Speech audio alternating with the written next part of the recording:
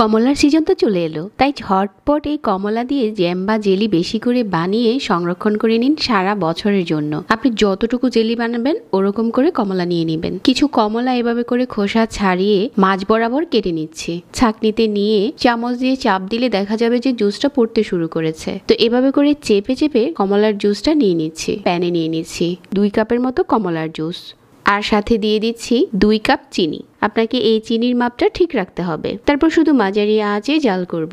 আর আপনি এটা চামচ দিয়ে নাড়লেই বোঝা যাবে যে গাঢ় হতে শুরু করেছে। এই পর্যায়ে চুলা থেকে নামিয়ে নেবেন। কিছুটা ঠান্ডা হয়ে যাওয়ার পর এখানে কিছু কমলার খোসা কুচি করে দিয়ে দিতে পারেন। গরম থাকা অবস্থায় মিশ্রণটা কিন্তু অনেক ঘন থাকবে। আপনার পছন্দ মতো যে কোনো কাচের বয়মে ভরে রেখে দিতে পারেন। আর কিছুক্ষণ রেস্টে দিলে দেখা যাবে ঠান্ডা হওয়ার পর খুব সুন্দর করে জমে গেছে। আর চামচ দিয়ে উঠালে এভাবে করে উঠে যাচ্ছে। এটা এখন চলুন পাউরুটিতে লাগিয়ে দেখিনি। আজকের জ্যামটা খেতে দারুণ ছিল।